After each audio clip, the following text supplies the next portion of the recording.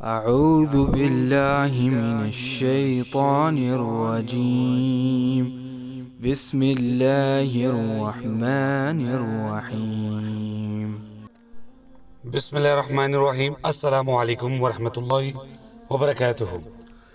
نبی کریم صلی اللہ علیہ وآلہ وسلم نے فرمایا، مجھے دوزخ دکھلائی گئی تو اس میں زیادہ تر عورتیں تھیں جو کفر کرتی ہیں۔